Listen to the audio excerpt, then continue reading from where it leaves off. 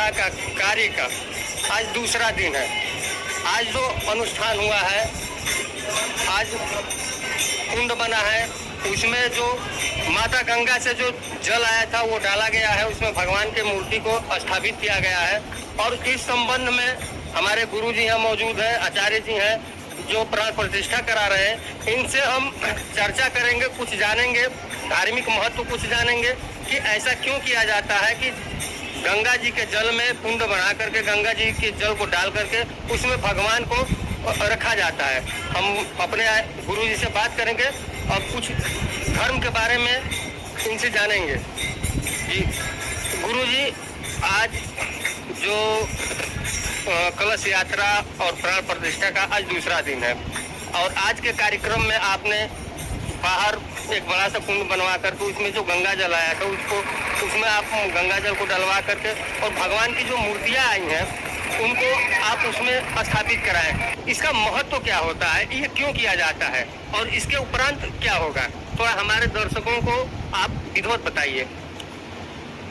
प्राण प्रतिष्ठा अनुष्ठान में अधिवास होते हैं, जिसमें जलाधिवास, अन्नाधिवास, पुष्पाधिवास, शय्याधिवास, वस्त्राधिवास, घृताधिवास, फलाधिवास, तरह तरह के सामग्रियों से भगवान का अधिवास यानी उसमें वास कराया जाता है। ठीक है, तो सर्वप्रथम जलाधिकार का विधान है, जलाधिवास का, ताकि उसका कारण मुख्य यही है कि एक निर्जीव पत्थर को मूर्ति का रूप दे दिया गया है, लेकिन उसमें ऊर्जा का संचार नहीं होता है और उसी ऊर्जा का संचार जब तक नहीं होगा उसी ऊर्जा को हम लोग प्राण प्रतिष्ठा कहते हैं। जब ऊर्जा का संचार होगा तब से वो भगवान बनेंगे और तब से वो भक्त जो उनका पूजन पाठ करेंगे उन पे उनकी कृपा, उनका आशीर्वाद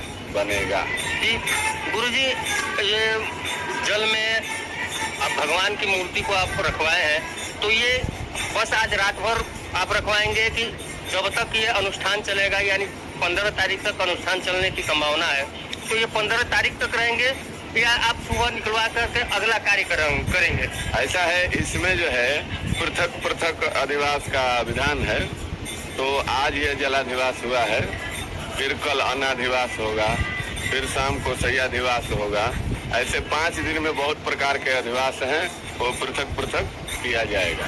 ये अन्न अधिवास क्यों कराया जाता है? भगवान की मूर्ति के ऊपर जो जिस मूर्ति में प्राण प्रतिष्ठा की जाती है, अक्सर देखा जाता है धार्मिक अनुष्ठानों में कि अन्नप्राश कराया जाता है, उसके बाद नगर भ्रमण कराया जाता है। इसका धार्मिक महत्व क्या है? सर्वप्रथम कार्य यह है, कारण इसका कि यह जो है इसमें कोई दोष न रह जाए, है ना। चूंकि निर्जीव से सजीव में लाना है उस मूर्ति को, तो दोष के निवारण के लिए उसका शोधन होता है। शोधन का ही कारण है जिसमें जल में या और सारे वस्तुओं में शोधन किया जाता है ताकि दोष मुक्त हो जाए।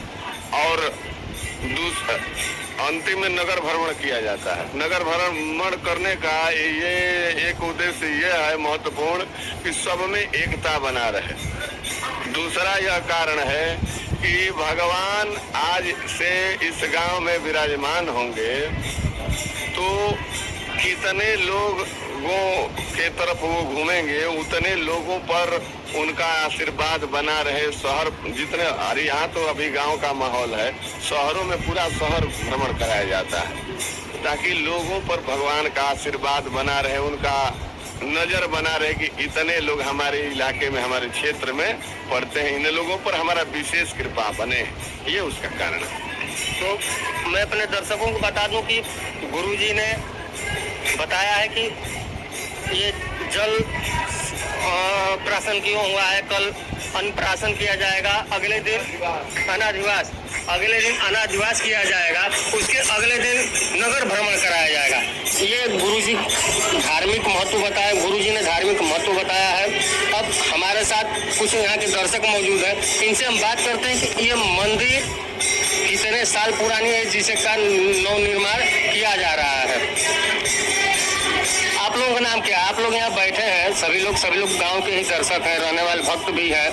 क्या आप लोग बता सकते हैं कि ये मंदिर कितनी पुरानी है और नवनिर्माण कराया जा रहा है, तो कितने सालों बाद इस मंदिर का नींव रखा गया और ये अब कार्य प्रगति पे है, जो अब बन करके मंदिर तैयार हो चुका है, लमसम तैयार हो चुका है। तो आप लोग सभी लोग बताइए थोड़ा सा।